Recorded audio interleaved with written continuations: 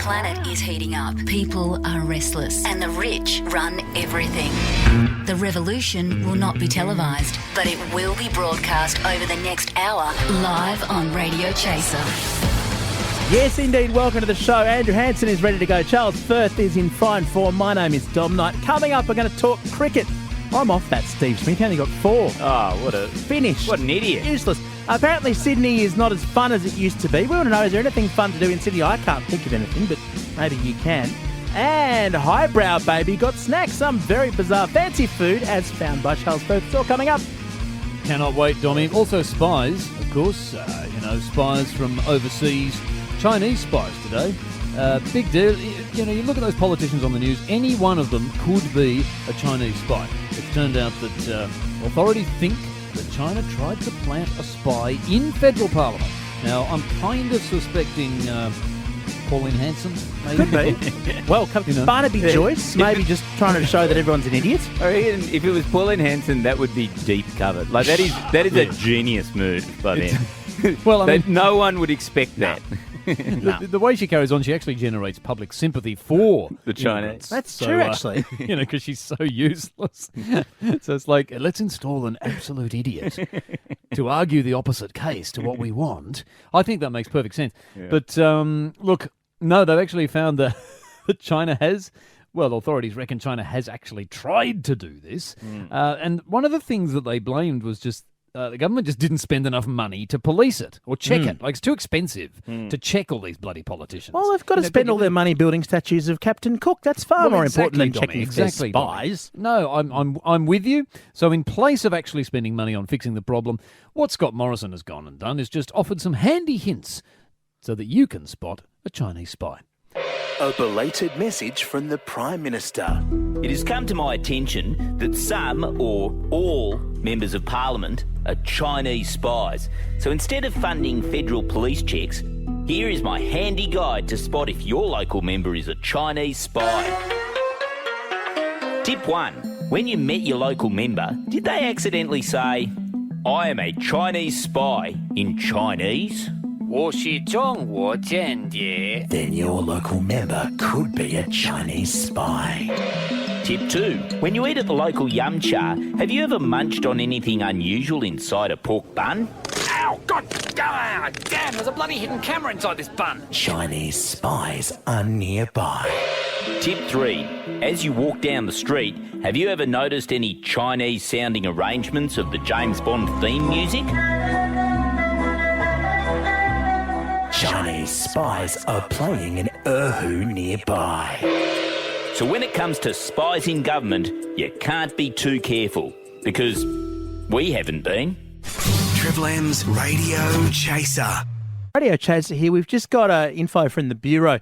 A severe thunderstorm warning, potentially flash flooding, damaging winds and large hailstones in the Sydney region. We'll let you know if we have any more details about the timing of that. But just think about where your car is in the next little while as we go through the afternoon here on Radio Chaser. That's right. And if you want a good insurance payout, just make sure it's parked outside and not underneath a tree, because the hailstones don't. My brother's car is still at the panel beaters from last time. Do you reckon if it gets smashed again, they've got to cover it? Or is that a new incident with the insurance? I don't know.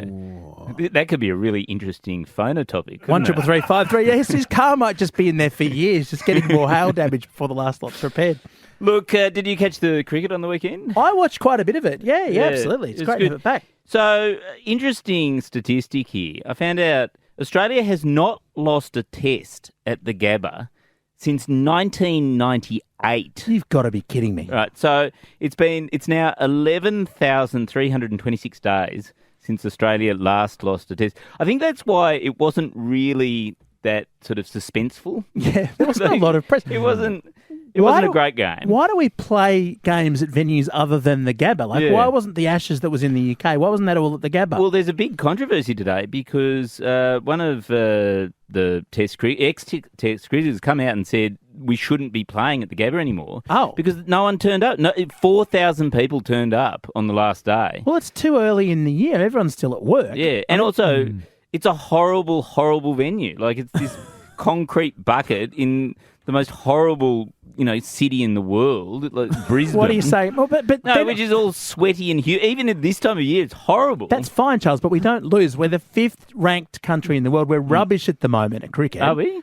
Yeah, it's Well, 5 versus 7 this series. It's not surprising. Talking of idiots, Steve Smith scored 4 runs. Some people are saying, well, actually, Australia won by an innings and 4 runs, and so he strategically just got enough. Just enough. Yeah, but I reckon he should go out of the team. He's I think finished. He's finished. Drop him.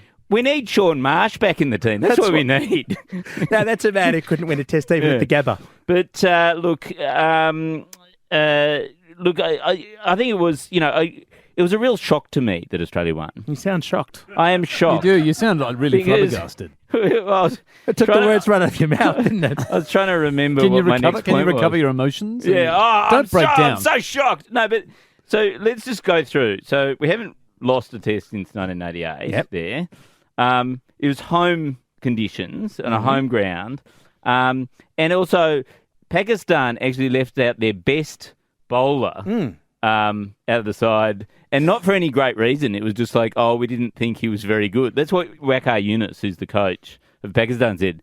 We just didn't think he was much good. And you go, he's the best bowler in your bloody team. I guess it raises the question, what were the 4,000 people who turned up expecting to see? I don't know, but I'm willing to say, Dom, that as a result, the team that won that test yesterday, they are the best side we've ever had. Yep. Best side we've ever had. Ever. Yes, in the world. Where are you going to with this? Have you got a point before we play the Lemon Heads? No, I think we should just play the Lemon Heads.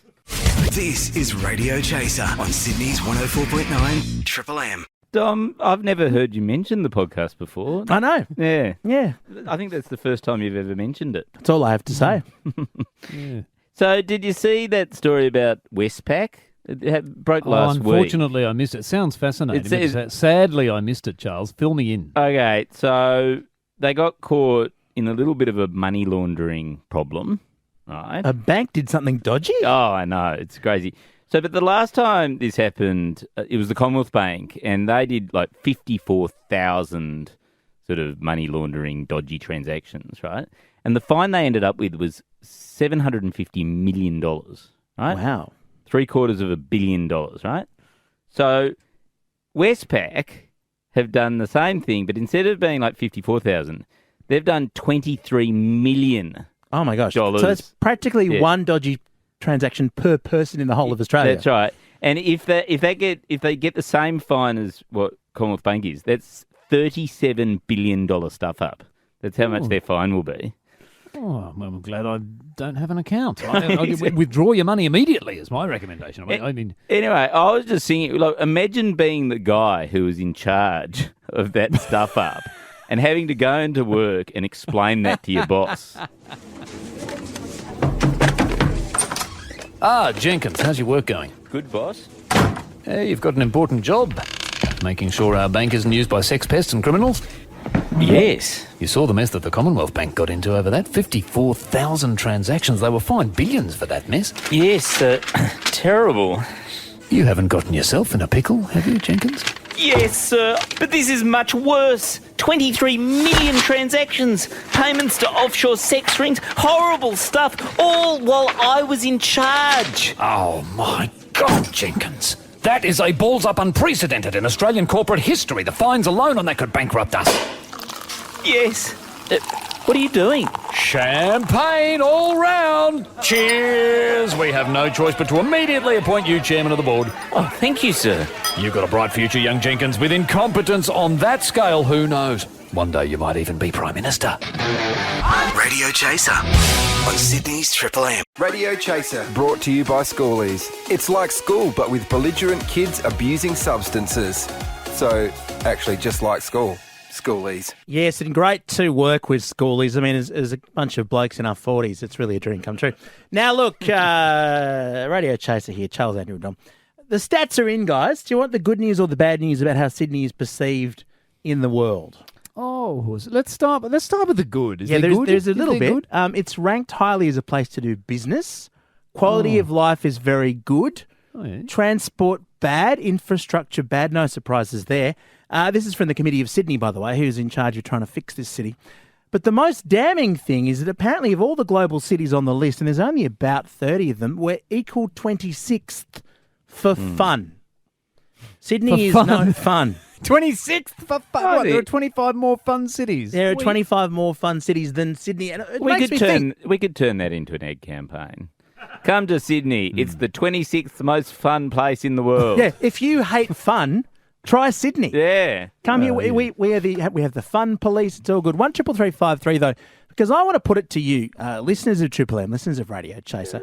Is there actually anything fun to do in Sydney? Because I was racking my brains. I couldn't think of a thing. No, there are lots of fun things to do in Sydney. I mean, there's that pedestrian crossing up near Broadway. Yeah. Oh, yeah. Where you have to cross 3 roads in order to get across to the other side of the street. That's fun. Yeah. That's huge fun. The challenge of trying to get across all 3. I mean, that's a day out with the kids. And it does. It takes about all day, and it also, I mean, you don't often get run over. Like maybe once every 2 or 3 times. Okay, well that's one thing. That should probably bump us up to 25th at least. Yeah. Is there anything fun, Andrew, to do in this city anymore? If I'm at a loss for what to do, I go and I try and navigate that intersection outside the fish markets. Oh, the squiggly one. I mean, that's huge fun. That's like a sort of very slow go-kart track / maze. And so I can spend 6 or 7 hours trying to get through that thing. It's pretty fun. I tell you what, I've actually developed quite a fun hobby in the past few weeks. What I do is I go down to George Street and I look at the trams going past getting tested.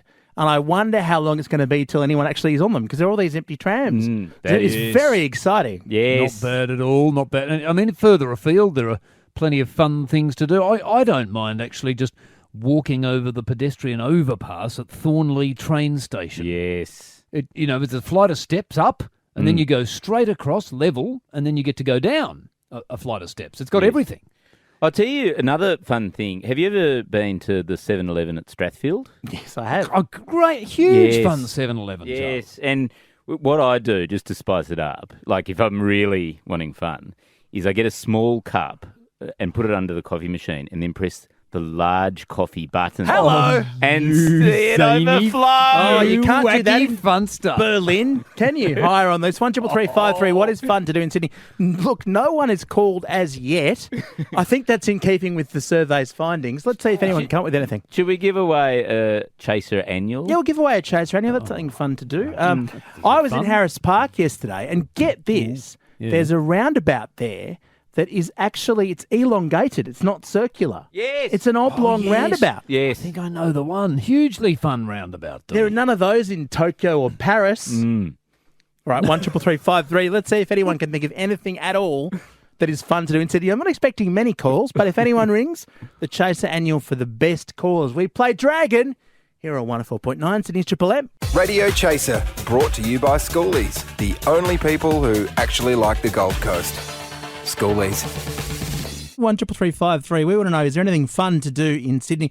A big survey, global survey, says that we're the 26th most fun city in the world out of about 30 cities.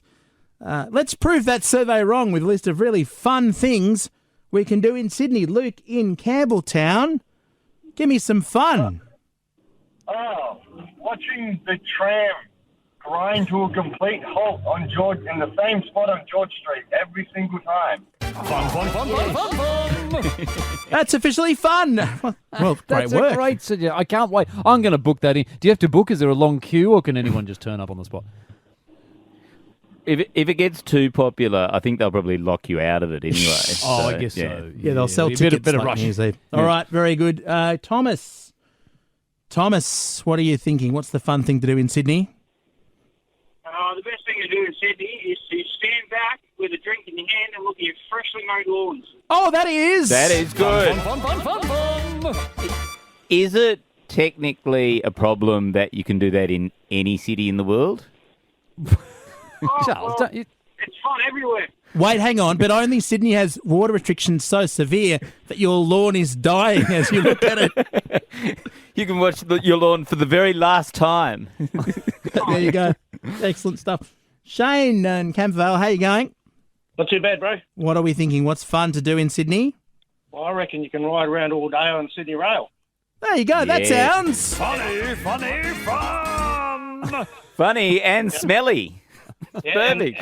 And on 40-degree days, they can turn the aircon off, make it even more fun. Yeah. What's your route of choice for that, mate? Campbelltown, Sydney.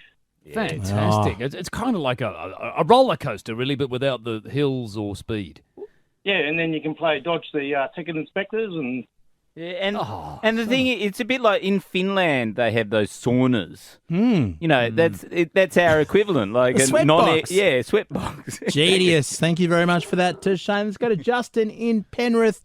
What's fun to do in Sydney? Man, what I find fun is, so like when you're driving down the road, eventually on every road leaving out of Sydney, you go past a sign that tells you that you've officially left Sydney. Oh, now that is Fun! that is officially fun. That is the most fun you can have in Sydney. Yeah, look, even if you go to the Blue Mountains out of Penrith, that's relatively fun. Amazing. I think that wins the chase. That's got to surely. win. Yeah. Congratulations, Justin. You found something fun to do in Sydney. Leaving. Radio Chaser, brought to you by Schoolies. See you there. Joking, but see you there. Schoolies. Yeah, I know that guy. He's totally there. Now, look, the latest info in from the Bureau here on Radio Chaser, a detailed severe thunderstorm warning. It's for heavy rainfall, damaging winds and large hailstones. People in the Blue Mountains, Hawkesbury, Maitland, Cessnock, Gosford and Wyong and Sydney. The Bureau says that severe thunderstorms are heading for Hornsby, Glenorrey, Colo Heights and the Yengo National Park, southwest of Wollombi. Forecast to affect Barara, Manly and Terry Hills by 4:05. Mona Vale, Waters off Bondi and Duralong by 4:35. So again, if you've got a car that you really want an insurance payout on, just make sure it's in the street, not under any trees or awnings or anything like that, so you get those hailstones directly on.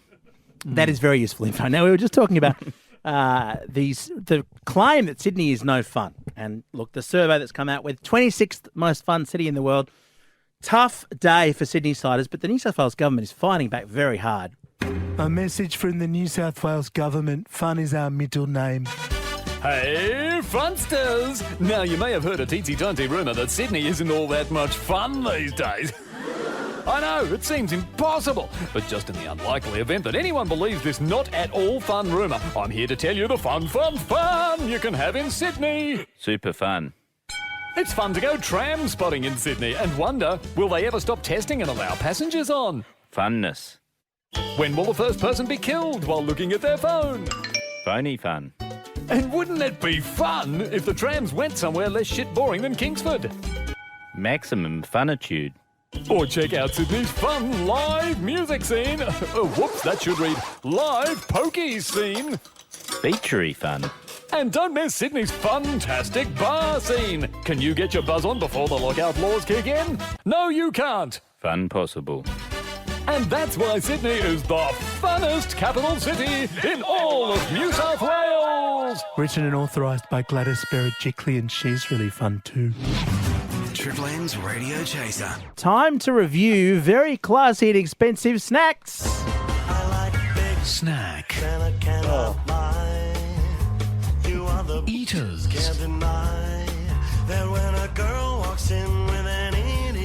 Chip. Wagon wheel. Hungry.